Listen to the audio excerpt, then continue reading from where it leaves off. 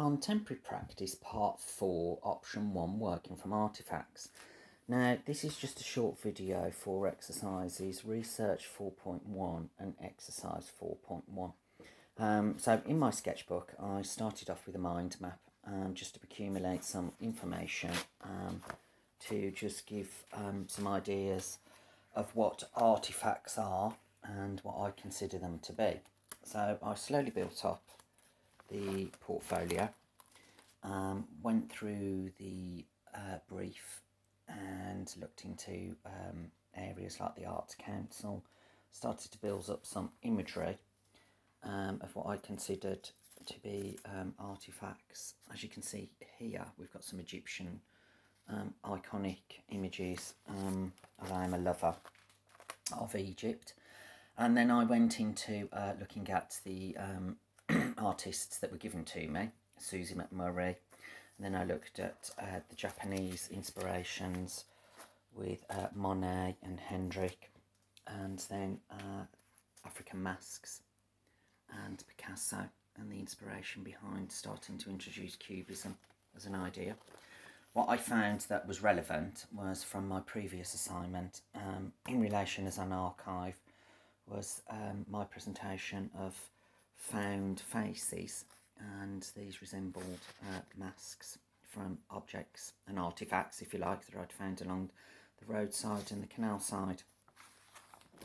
Now, I do like a little bit of research and building up my own little portfolio in my sketchbook. So again, I continued with Penny Burnfield and Kate Crosley and started to build up imagery of how they approach their practice. And the people, some absolutely fantastic pieces of work going on, covering the subject of samplers and looking at that more present modern day samplers and the history of the sampler, and then moving on to other artists, Freddie Robbins and her work. Then we were asked to investigate our own. Now, I discovered Keita Jackson. Now, I just thought her work was absolutely beautiful. And the concept is woven copper fabrics, and then she replicates found objects and more so artefacts. The imagery I thought was quite stunning, so followed through some drawing through here and started to look at the colour palette. I looked at the colour palette of copper, and then with my own imagery I've just put together some colour palettes, some abstract images, and here I love these colours, so I started to engage and pick up on that. Another artist that I discovered was Joshua Goode, who in actual fact finds artefacts and replicates artefacts, and to present his work creates archaeological sites and displays his work. So his work is very, very broad spectrum, quite opulent really.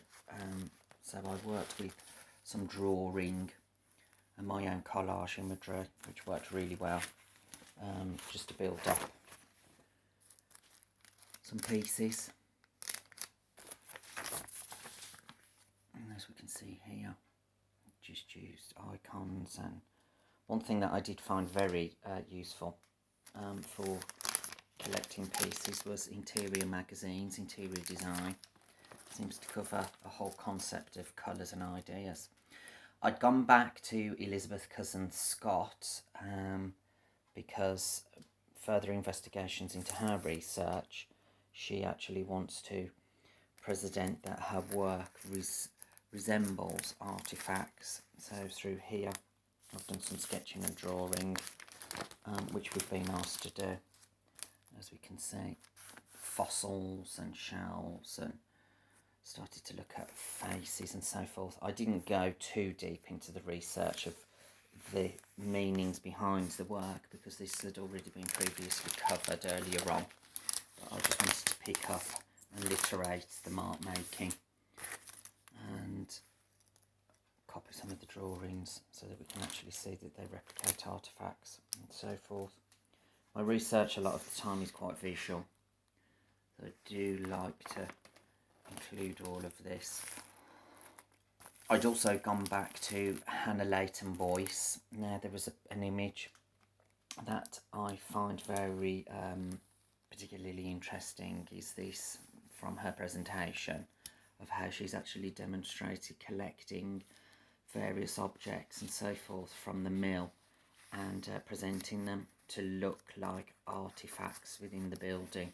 I'm liking the idea of voices and ghosts and memories which this building holds.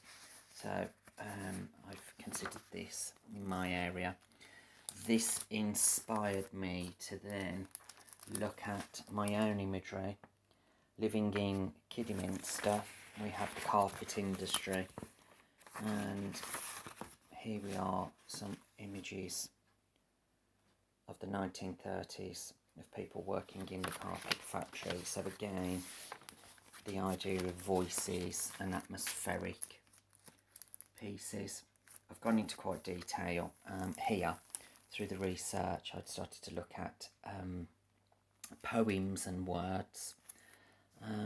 Just maybe I could possibly introduce that at some point into my own work. And then continuation of more research of where we actually critiqued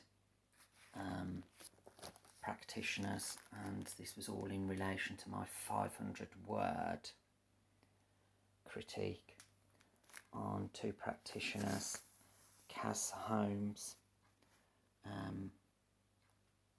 Now I kind of had the idea of, are we critically analysing the work or being critical? So I did actually research how to critique artwork. This was a useful tool, but again I would consider that the 500 word critique wasn't the best, but I did do research and so forth to have a backup plan so that I can make an improvement within this area.